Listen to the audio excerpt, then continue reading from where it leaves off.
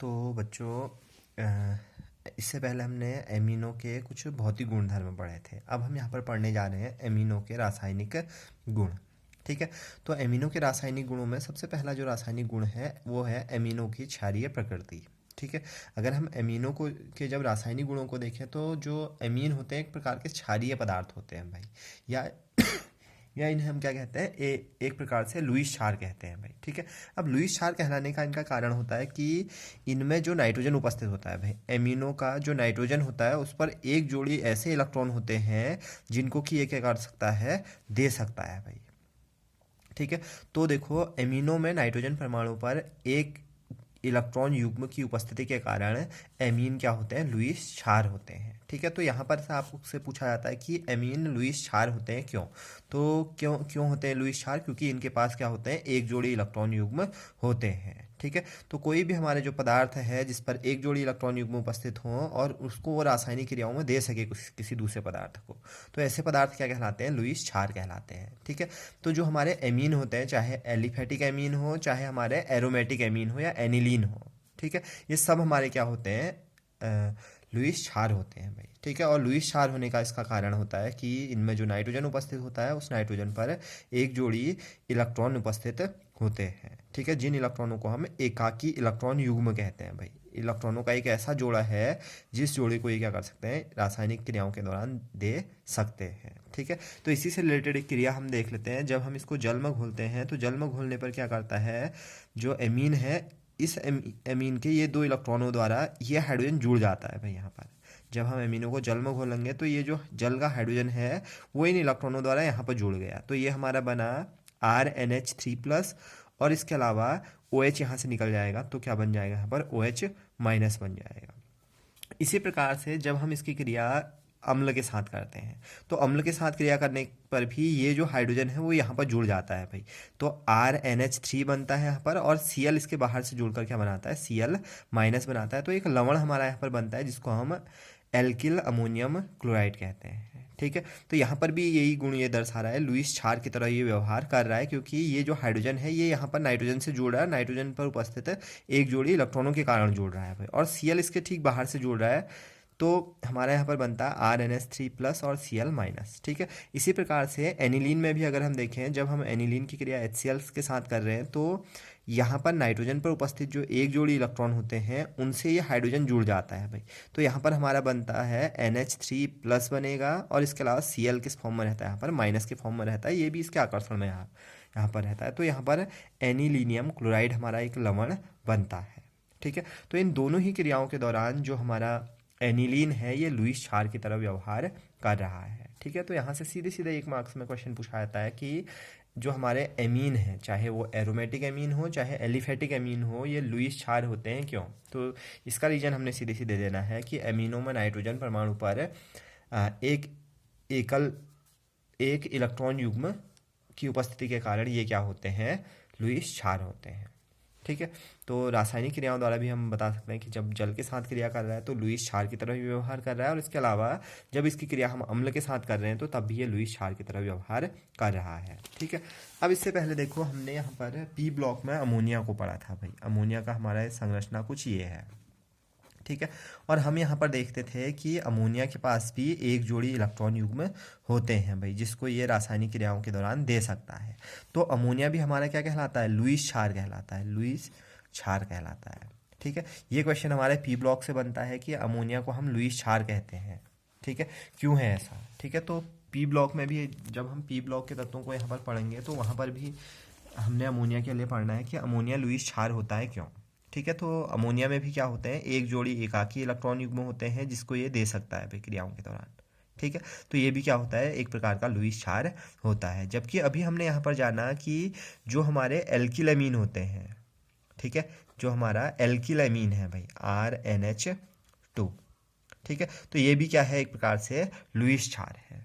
ठीक है, तो अब इन दोनों में जब कंपेयर पूछता है कि दोनों में कौन सा अधिक क्षारीय होगा भाई, अमोनिया अधिक क्षारीय होगा या जो हमारा एल्किल है, एल्किल अधिक क्षारीय होंगे।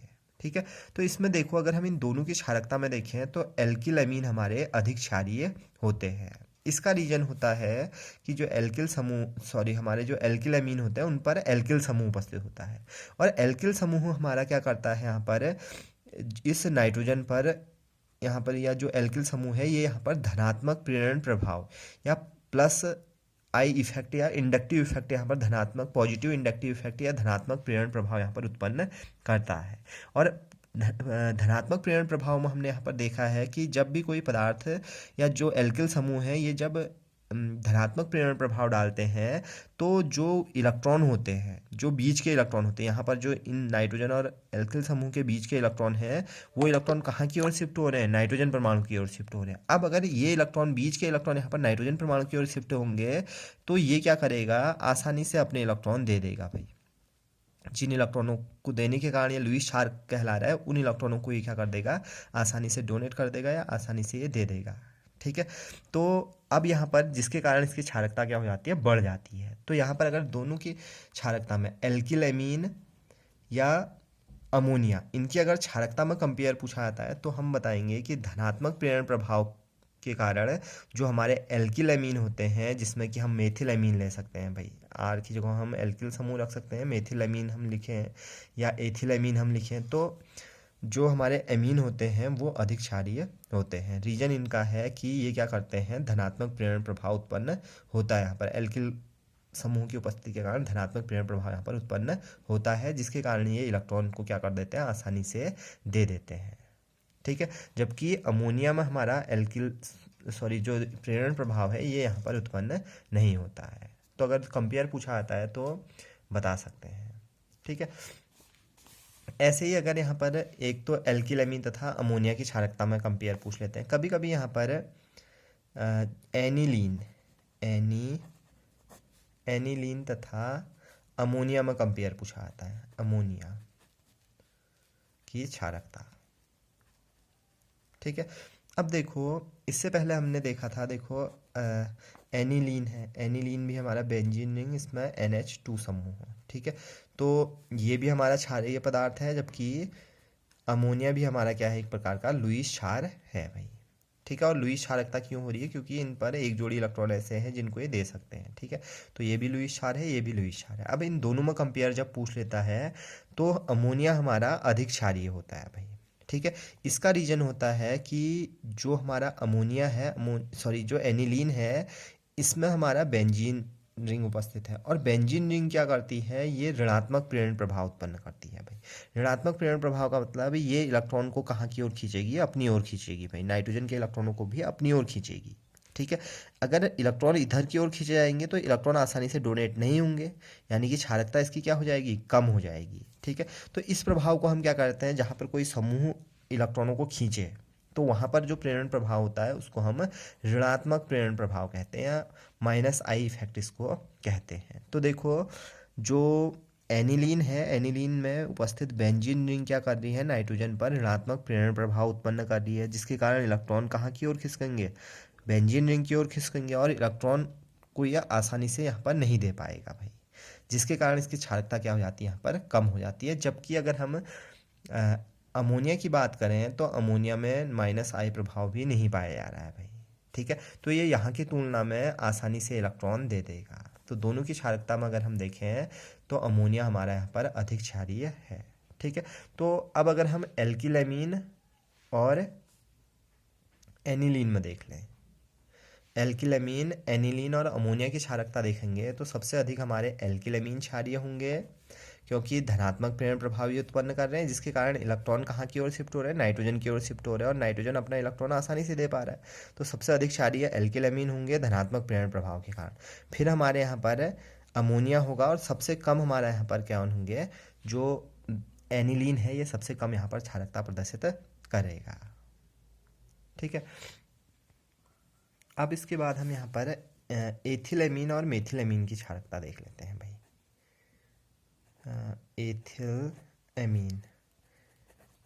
एमीन है, दूसरा है मेथिल एमीन। ठीक है, एथिल एमीन है हमारा C2H5NH2 और मेथिल एमीन है CH3NH2।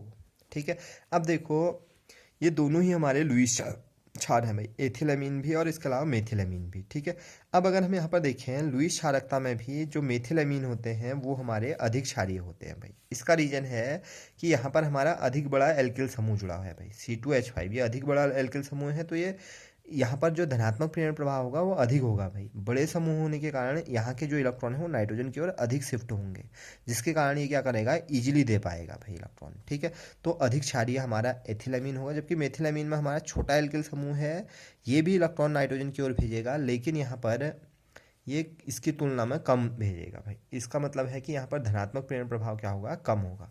तो मेथिलएमीन और एथिलएमीन में अगर हम देखें तो एथिलएमीन क्या होते हैं, अधिक क्षारीय होते हैं मेथिलएमीन से। ठीक है, हाँ। अब यहाँ पर देखो प्राथमिक, द्वितीयक तथा तृतीयक एमीनों की क्षारकता हम देख लेते हैं भाई। प्राथमिक, द्वितीयक तथा तृतीयक एमीनों की क्षारकता, तृतीयक एल्किल एमीनों की, एल्किल एमीनों की क्षारकता। ठीक है, तो प्राथमिक एमीन हम जानते हैं, देखो RNH2। ठीक है, यहाँ पर नाइट्रोजन पर एक जोड़ी इलेक्ट्रॉन है भाई, क्षारकता ये प्रदर्शित करेगा। द्वितीयक एमीन अगर हम देखें RNRH, द्वितीयक एमीन है हमारा, इस पर उपस्थित नाइट्रोजन है, इसमें भी एक जोड़ी इलेक्ट्रॉन युग्म है। ठीक है, ये भी क्षारकता व्यक्त करेगा। और ये हमारा तृतीयक एमीन है भाई, तृतीयक एल्किल एमीन है, तो इस पर भी इलेक्ट्रॉन, एक जोड़ी इलेक्ट्रॉन युग्म है, तो ये भी क्या करेगा, यहाँ पर क्षारकता व्यक्त करेगा। ठीक है, अब इन तीनों में सबसे अधिक क्षारीय कौन होगा ये हम यहाँ पर देख लेते हैं भाई। ठीक है, तो अगर हम यहाँ पर देखें, देखो एल्किल समूह हमारे यहाँ पर क्षारकता को प्रभावित करता है। देखो अभी इससे पहले बताया कि एल्किल समूह धनात्मक प्रेरण प्रभाव उत्पन्न करता है भाई, जिसमें इलेक्ट्रॉन कहाँ की ओर शिफ्ट होते हैं, नाइट्रोजन की ओर शिफ्ट होते हैं। और नाइट्रोजन की ओर अगर इलेक्ट्रॉन शिफ्ट होंगे तो ये आसानी से इलेक्ट्रॉन क्या करेगा, अपना दे पाएगा। ठीक है, तो अगर हम यहाँ पर देखें इन तीनों के केस में अगर हम देखें तो जो हमारे तृतीयक एमीन है, देखो जो हमारे तृतीयक एमीन है ये हमारे, देखो इसमें तीन तीन एल्किल समूह हैं भाई। तो ये एल्किल समूह अपने इलेक्ट्रॉन को नाइट्रोजन की ओर देगा, ये एल्किल समूह अपने इलेक्ट्रॉनों को देगा, ये एल्किल समूह अपने इलेक्ट्रॉनों को देगा। तो तीनों जगहों से यहाँ पर प्रेरण प्रभाव उत्पन्न हो रहा है, जिसके कारण ये इलेक्ट्रॉन अपने इन इलेक्ट्रॉनों को दूसरे पदार्थों को ये आसानी से दे देगा। ठीक है, इसका मतलब ये अधिक क्षारकता यहाँ पर दर्शाएगा। जबकि यहाँ पर दो एल्किल समूह है, यहाँ पर थोड़ा सा हमारा धनात्मक प्रेरण प्रभाव घट रहा है। सबसे अधिक अगर हम देखें प्रेरण प्रभाव यहाँ पर है भाई, जिसके कारण इलेक्ट्रॉन ये आसानी से देगा। ठीक है, फिर हमारा यहाँ पर है तो फिर ये उससे कम आसानी से देगा, और सबसे कम आसानी से जो इलेक्ट्रॉन है वो यहाँ पर ये देगा भाई, क्योंकि यहाँ पर केवल एक एल्किल समूह जुड़ा है और कम यहाँ पर धनात्मक प्रेरण प्रभाव उत्पन्न हो रहा है। तो प्रेरण प्रभाव, धनात्मक प्रेरण प्रभाव जहाँ पर अधिक होगा वो हमारे इन इलेक्ट्रॉनों को, एकाकी इलेक्ट्रॉनों को आसानी से दे पाएंगे और अधिक क्षारकता वो व्यक्त करेंगे। तो अगर हम प्राथमिक, द्वितीयक, तृतीयक एमीन की बात करें तो ये इनमें इनमें अगर हम क्षारकता का क्रम देखें तो सबसे अधिक हमारे तृतीयक एमीन क्षारीय होते हैं, फिर द्वितीयक होते हैं, फिर प्राथमिक होते हैं। ठीक है, और ये होते हैं जब ये गैसीय अवस्था में होते हैं भाई। ये भी ध्यान देखना कि जब ये गैसीय अवस्था में होते हैं तो उस समय सबसे अधिक क्षारीय तृतीयक एमीन होते हैं, फिर द्वितीयक, फिर प्राथमिक। ठीक है, रीजन आप लोग समझ गए होंगे कि धनात्मक प्रेरण प्रभाव के कारण, धनात्मक प्रेरण प्रभाव जहाँ पर अधिक होगा इलेक्ट्रॉन उतनी आसानी से नाइट्रोजन दे पाता है भाई। ठीक है, तो सबसे अधिक यहाँ पर प्रेरण प्रभाव तृतीयक में मिल रहा है, फिर द्वितीयक में, फिर प्राथमिक में। ठीक है, और ये होता है इनकी गैसीय अवस्था में, जब ये किस अवस्था में हो, गैसीय अवस्था में हो। ठीक है, लेकिन जब हमारे एमीन द्रव अवस्था में होते हैं, जब एमीन हमारे किस अवस्था में होते हैं, द्रव अवस्था में होते हैं। ठीक है, या जब हम एमीनों को जल में घोल देते हैं भाई, हमने एमीन लिए, गैसीय एमीन है भाई माना। ठीक है, अब इन गैसीय एमीनों को हमने क्या किया, इनको जल में घोल दिया और इनको हमने क्या कर दिया, जलीय अमीन के रूप में हमने इसको कन्वर्ट कर दिया। ठीक है, तो अब जो जलीय अमीन हमारे होते हैं, यानी कि गैसीय अमीनों को जब हम जल में घोलेंगे तो जलीय अमीन हमारे बनेंगे। ठीक है, तो जलीय अमीनों के क्षारकता का क्रम थोड़ा हमारा यहाँ पर प्रभावित होता है भाई। जब हम गैसीय अमीनों को जल में घोलते हैं तो क्षारकता यहाँ पर प्रभावित होती है। और क्षारकता यहाँ पर मुख्य रूप से दो प्रभाव हमारे यहाँ पर क्षारकता को प्रभावित करते हैं, या तीन प्रभाव हमारे क्षारकता को प्रभावित करते हैं। एक तो हमारे यहाँ पर एल्किल समूह प्रभावित करेंगे। जितने अधिक एल्किल समूह जुड़े होंगे उतना अधिक पदार्थ क्या होगा, क्षारीय होगा। दूसरा हमारा यहाँ पर जब जलीय अवस्था में ये होते हैं, दूसरा प्रभाव जो होता है वो होता है त्रिविम प्रभाव। त्रिविम प्रभाव, ठीक है। तो त्रिविम प्रभाव का मतलब है, देखो अगर हम प्राथमिक एमिनो में देखें तो हमारा एक एल्किल समूह है भाई। अगर हम द्वितीयक में देखें तो 2 एल्किल समूह हमारे जुड़े हैं, और अगर हम तृतीयक में देखें तो 3 एल्किल समूह हमारे यहाँ पर जुड़े हुए हैं, ठीक है। अब अगर हम यहाँ पर देखें त्रिविम प्रभाव, यहाँ पर त्रिविम सबसे ज़्यादा जो हमारा त्रिविम है, सबसे जटिल जो ग्रुप है वो हमारे कहाँ पर जुड़े हैं, यहाँ पर जुड़े हैं भाई। यानी कि हम तृतीयक एमिनो में देखें तो सबसे ज़्यादा हमारे यहाँ पर त्रिविम प्रभाव उत्पन्न हो रहा है, ठीक है, क्योंकि यहाँ पर अधिक ग्रुप हमारे जुड़े हुए हैं, ठीक है। अगर हम द्वितीयक एमिनो में देखें तो त्रिविम प्रभाव हमारा थोड़ा कम हो रहा है, और सबसे कम त्रिविम प्रभाव यहाँ पर प्राथमिक एमिनो में है भाई, ठीक है। सबसे कम यहाँ पर हमारे जो समूह हैं वो चूंकि प्राथमिक में जुड़े हुए हैं, एक एल्किल समूह जुड़ा हुआ है, तो त्रिविम प्रभाव यहाँ पर क्या होगा, सबसे कम होगा, ठीक है। जबकि तृतीयक एल्किल समूह जहाँ पर 3 एल्किल समूह जुड़े रहेंगे तो त्रिविम प्रभाव यहाँ पर क्या होगा, अधिक होगा भाई, ठीक है। अब हमारा यहाँ पर होता क्या है, देखो जलीय विलयन में जब हम गैसों को जल में घोल देते हैं तो उस समय जो त्रिविम प्रभाव है ये क्षारकता को प्रभावित करता है भाई। और यहाँ पर भी सबसे अधिक क्षारकता वो प्रदर्शित करते हैं, वो अमीन प्रदर्शित करते हैं जिनमें सबसे कम त्रिविम प्रभाव होता है भाई। तो सबसे कम त्रिविम प्रभाव किसमें होता है, जल में। सबसे कम त्रिविम प्रभाव यहाँ पर किसमें होगा, प्राथमिक अमीनों में होगा। और प्राथमिक अमीन यहाँ पर क्या करेंगे, सबसे अधिक क्षारकता व्यक्त करेंगे, ठीक है। तो त्रिविम प्रभाव के कारण जल में सबसे अधिक क्षारकता कौन व्यक्त करेंगे, प्राथमिक अमीन व्यक्त करेंगे। तो जल में अगर हम क्षारकता देखें तो त्रिविम प्रभाव के कारण सबसे अधिक क्षारीय प्राथमिक अमीन है, फिर द्वितीयक अमीन है, फिर तृतीयक अमीन है। अब हमारा एक अन्य प्रभाव होता है जिसको कि हम बोलते हैं यहाँ पर जल योजन प्रभाव। जल योजन प्रभाव, ठीक है। अब जब हम इनको जल में घोलते हैं, जब हम प्राथमिक द्वितीयक तृतीयक अमीनों को जल में घोलते हैं तो सबसे अधिक जो जल योजन शक्ति होती है वो हमारे प्राथमिक अमीन की होती है भाई, क्योंकि प्राथमिक अमीन हमारे यहाँ पर 3-3 हाइड्रोजन बंध बनाते हैं, ठीक है। और फिर हमारी दूसरी जो यहाँ पर जल योजन शक्ति होती है वो होती है किसकी, द्वितीयक अमीनों की। द्वितीयक अमीन हमारे 2 हाइड्रोजन बंध बनाते हैं जल के साथ। और सबसे कम यहाँ पर जो जल योजन शक्ति होती है वो तृतीयक अमीनों की होती है, क्योंकि यहाँ पर हाइड्रोजन बंध हमारे नहीं बनते। अभी इससे पहले भी आप लोगों को बताया जा चुका है कि जब हम जल में घोलते हैं अमीनों को तो हाइड्रोजन बंध ही बनाते हैं। तो प्राथमिक अमीन हमारे सबसे अधिक हाइड्रोजन बंध बनाते हैं भाई। इस साइड से भी हाइड्रोजन बंध बनाएंगे, यहाँ से भी बनाएंगे, यहाँ से भी बनाएंगे। और द्वितीयक हमारे यहाँ से बनाएंगे, यहाँ से बनाएंगे। और तृतीयक हमारे यहाँ पर हाइड्रोजन बंध नहीं बनाते हैं भाई, ठीक है। तो जल योजन प्रभाव अगर हम देखें तो सबसे अधिक किसमें है, प्राथमिक अमीनों में है, फिर द्वितीयक अमीनों में है, फिर तृतीयक अमीनों है। अब जल में क्या होता है, जो जहाँ यहाँ पर भी जो क्षारकता होती है वो जल योजन प्रभाव से प्रभावित होती है, ठीक है।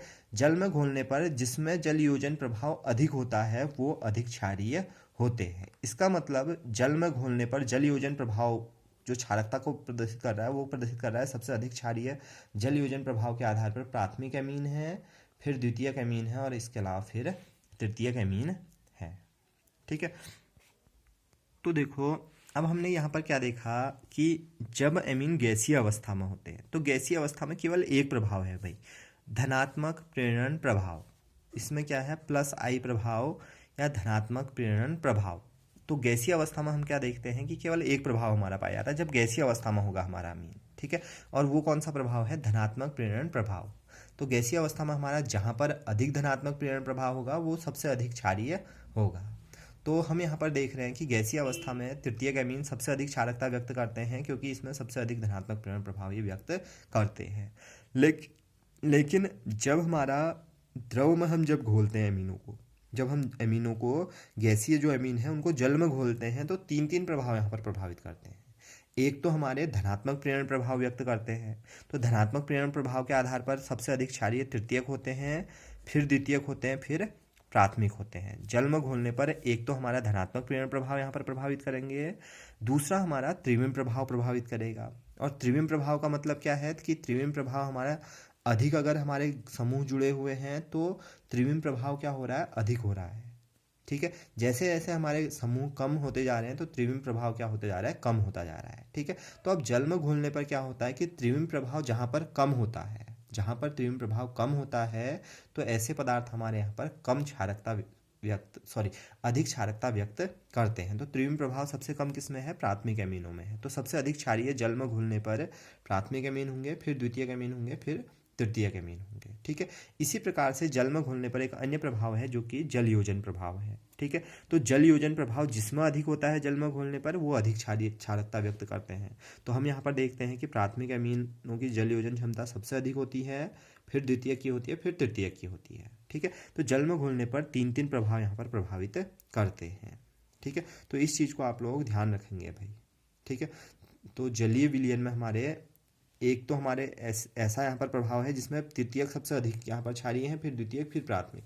लेकिन दो प्रभाव यहाँ पर ऐसे हैं जिनमें कि प्राथमिक की सबसे अधिक यहाँ पर क्षारकता हो रही है, फिर द्वितीयक की, फिर तृतीयक की। ठीक है, तो इन तीनों कारणों के आधार पर अगर हम यहाँ पर एल्किल अमीनों की क्षारकता देखते हैं, जलीय विलयन में एल्किल अमीनों की क्षारकता देखते हैं तो कुछ इस प्रकार से होती है भाई। अगर हम मेथिल अमीनों की क्षारकता देखते हैं तो मेथिल अमीनों में सबसे अधिक क्षारीय यहाँ पर द्वितीयक अमीन होता है, फिर हमारे यहाँ पर प्राथमिक अमीन होता है, फिर तृतीयक अमीन होता है मेथिल अमीन में, मेथिल अमीनों में। ठीक है, ऐसी एथिल अमीनों में क्षारकता होती है, सबसे अधिक होती है द्वितीयक की, फिर तृतीयक की होती है, फिर प्राथमिक की होती है। ये हमारे एथिल अमीन है भाई, एथिल अमीन। ठीक है, और जलीय अवस्था में है, किस अवस्था में है, जलीय अवस्था में ये क्षारकता है। ठीक है, इसका मतलब ये है कि सबसे अधिक हमारा क्षारीय द्वितीयक अमीन का मतलब है C2, द्वितीयक एथिल अमीन का मतलब है C2H5H, ये हमारे द्वितीयक एथिल अमीन है। देखो एक एथिल समूह ये है, एक एथिल समूह ये है, द्वितीयक एथिल अमीन है, फिर तृतीयक एथिल अमीन है C2H5 और इसके अलावा C2H5। तो ये द्वितीयक एथिल अमीन है और इसके अलावा तृतीयक एथिल अमीन है, और इसके अलावा ये हमारा प्राथमिक एथिल अमीन है भाई, C2H5NH2। ठीक है, तो एथिल अमीनों की जो क्षारकता है द्वितीयक सबसे अधिक, फिर तृतीयक, फिर प्राथमिक। ठीक है, इसको हम द्वितीयक को ऐसे भी लिख सकते हैं भाई, C2H5 का होल ट्वाइस NH लिख सकते हैं ना। ये देखो C2H5 का होल ट्वाइस है, NH है। तृतीय को हम ऐसे लिख सकते हैं C2H5 का होल थ्राइस N लिख सकते हैं ना, C2H5 का होल थ्राइस है, N है।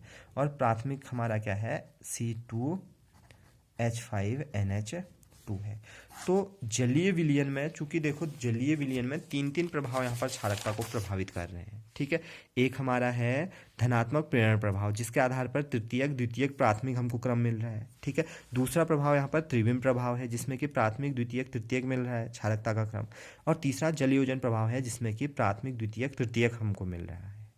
ठीक है, तो तीन तीन प्रभाव यहाँ पर प्रभावित करते हैं, जिसके कारण क्षारकता हमारी जो एथिल अमीन होते हैं उनकी जलीय विलयन में, ये क्षारकता जलीय विलयन में है भाई। गैसीय अवस्था में तो प्राथमिक, द्वितीयक, तृतीयक होने वाला है। अगर गैसीय अवस्था में होंगे तो सबसे केवल एक प्रभाव प्रभावित करेगा, लेकिन जब ये जलीय अवस्था में होंगे तो तीन तीन प्रभाव यहाँ पर प्रभावित करते हैं। ठीक है, पहला है हमारा यहाँ पर जो पहला प्रभाव है वो प्रेरण प्रभाव, धनात्मक प्रेरण प्रभाव, दूसरा त्रिविम प्रभाव और तीसरा जलयोजन प्रभाव। तो जो एथिल अमीन होते हैं उनकी क्षारकता का क्रम इस प्रभाव के आधार पर ये होता है भाई। और इसके अलावा मेथिल अमीन, जो हमारे मेथिल अमीन होते हैं जिसमें कि मेथिल समूह होगा, जैसे हमारा मेथिल अमीन में द्वितीयक मेथिल अमीन हो जाएगा CH3NCH3, ये द्वितीयक मेथिल अमीन है भाई, देखो H। ठीक है, और इसके अलावा फिर प्राथमिक मेथिल अमीन है CH3NH2, और फिर हमारा तृतीयक मेथिल अमीन है CH3NCH3 और इसके अलावा CH3। ठीक है, या इनको हम ऐसे भी लिख सकते हैं भाई, CH3 का होल ट्वाइस NH। द्वितीयक मेथिल अमीन ये है, देखो दो मेथिल समूह है तो द्वितीयक मेथिल अमीन, फिर प्राथमिक मेथिल अमीन CH3NH2, और इसके अलावा तृतीयक मेथिल अमीन को हम ये लिख सकते हैं CH3 का होल थ्राइस N। ठीक है, ये तो एथिल अमीनों का क्रम ये है, मेथिल अमीनों का क्रम ये है। ठीक है, और ये क्रम बहुत बार पूछा गया है भाई, तो इसलिए इस चीज़ को ध्यान रखना। इसके अलावा हमने यहाँ पर एथिल और मेथिल अमीन का कंपेयर किया था भाई। देखो इससे पहले हमने यहाँ पर एथिल और मेथिल अमीनो का कंपेयर किया था। तो एथिल अमीनो में हम जानते हैं कि जो हमारी क्षारकता है, सॉरी, जो धनात्मक प्रेरण प्रभाव है वो मेथिल अमीनो से क्या होता है, उच्च होता है एथिल अमीनो में। तो एथिल अमीन हमारे मेथिल अमीनो की अपेक्षा क्या होंगे, अधिक क्षारीय होंगे भाई जलीय विलयन में। ठीक है, तो यहाँ पर अगर अगर हमको एथिल मेथिल अमीन मिक्स करके देते हैं तो उनकी क्षारकता का क्रम अगर यहाँ पर दिया जाता है तो उनकी क्षारकता के क्रम को हम लिख सकते हैं भाई। ठीक है, इसी प्रकार से हम जानते हैं, देखो सबसे अधिक हमारे आप एथिल अमीन हो जाएंगे, एथिल एमीन। और एथिल अमीन में भी क्रम ध्यान रखना, 2 3 1 का क्रम है भाई, 2 3 1। ठीक है, द्वितीयक मेथिल अमीन, सॉरी द्वितीयक एथिल अमीन, तृतीयक एथिल अमीन और प्राथमिक एथिल अमीन। फिर हमारे उससे कम क्या होंगे, मेथिल अमीन होंगे, क्योंकि मेथिल अमीन हमारे एथिल अमीनों से कम क्षारीय होते हैं। तो इसमें भी अगर हम क्रम देखें तो 2 1 3 का होता है। ठीक है, इसके अलावा हमने अभी पहले देखा था कि एल्किल अमीनों की अपेक्षा, जो हमारे एथिल मेथिल अमीन है उनकी अपेक्षा अमोनिया हमारा कम क्षारीय होता है। तो अमोनिया हमारा फिर क्षारीय कम, और सबसे कम यहाँ पर एनिलीन होगा भाई। क्षारकता में सबसे कम क्षारकता कौन प्रदर्शित करेगा, एनिलीन प्रदर्शित करेगा भाई, NH2। ठीक है, तो अब तुम्हारा कभी कभी यहाँ पर क्रम दे देते हैं भाई। मैं सीधे सीधे यहाँ पर बुक से आप लोगों को दिखाता हूँ कि क्रम किस प्रकार से यहाँ पर दिया जाता है पेपर में।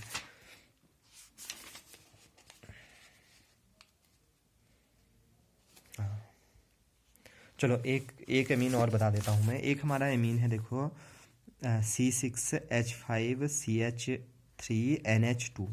ठीक है, ये भी हमारा एक प्रकार का एरोमेटिक अमीन है भैया। इसको ऐसे बना सकते हैं हम, बेंजीन रिंग CH2NH2। ये भी हमारा एक प्रकार का एरोमेटिक अमीन है भाई। एक तो हमारा एनिलीन है NH2, ये एनिलीन है, और इसके अलावा ये भी हमारा अमीन है भाई, एरोमेटिक अमीन है। ठीक है, तो इन दोनों में अगर हम देखें तो ये अधिक क्षारकता प्रदर्शित करता है भाई। और ये हमारा देखो C6H5CH2NH2, और ये पदार्थ हमारा अमोनिया की अपेक्षा भी अधिक क्षारकता प्रदर्शित करता है। तो अभी अगर हम टोटली देखें तो क्षारकता का क्रम हमको ये मिलेगा भाई, एनिलीन का क्रम हमको मिलेगा, सॉरी एथिलमीन में 2 3 1। ठीक है, इसके बाद मेथिलमीन में क्या क्रम था हमारा, 2 1 3। इसके बाद हमारा ये वाला अमीन आएगा भाई, C6H5CH2NH2। ठीक है, फिर हमारा आएगा अमोनिया, और फिर हमारा आएगा C6H5NH2 अमोनिया, सॉरी एनिलीन। ठीक है, तो ये हमारे क्षारकता का क्रम है भाई। तो अब इसको देखो क्वेश्चन के रूप में ये कैसे आता है, देखो यहाँ पर कुछ एमीन दिए गए हैं, इनकी क्षारकता पूछी है भाई। ये है देखो एनिलीन है, ये प्राथमिक एथिलमीन है, ये द्वितीयक एथिलमीन है, ये अमोनिया है भाई। इनकी क्षारकता का क्रम हमने लगाना है। तो देखो हम जानते हैं कि एथिलमीन सबसे अधिक क्षारीय होते हैं भाई, मेथिलमीन से भी अधिक क्षारीय होते हैं। और एथिलमीन में भी द्वितीयक सबसे ज़्यादा क्षारीय होता है, 2 3 1 का क्रम था ना, तो ये द्वितीयक है भाई। फिर अब इसमें तृतीयक तो है नहीं, प्राथमिक है सीधे सीधे, तो फर्स्ट ये आएगा, सेकेंड ये आएगा, फिर एनिलीन है या अमोनिया है ज़्यादा। देखो अभी हमने पीछे कंपेयर करके देखा था, अमोनिया ज़्यादा क्षारीय है, तो फिर ये आएगा सबसे कम क्षारीय, ये होगा भाई। ठीक है, तो यहाँ ये क्रम है, और पेपर में भी ये क्रम बहुत बार पूछा गया है भाई। और अभी मैं आप लोगों को दिखाता हूँ, ये है भाई, यहाँ से आप लोग देख लें, देखो इसमें आंसर भी दिए गए हैं। जो अभी आप लोगों को बताया मैंने उसको एक बार सही से देख लें भाई, और उसी के आधार पर आप लोग इसको सॉल्व कर पाओगे। ठीक है, तो ये थी हमारी अमीनों की क्षारकता। ठीक है, तो यहाँ से एक क्वेश्चन जरूर पूछा जाता है। देखो 3 प्रभाव यहाँ पर हैं जो कि क्षारकता को व्यक्त कर रहे हैं, इसलिए यहाँ पर थोड़ा सा हमको क्रम अलग अलग मिल रहा है भाई। क्रम का पैटर्न हमको अलग अलग मिल रहा है, क्योंकि 3 प्रभाव हमारे जलीय विलयन को प्रभावित कर रहे हैं।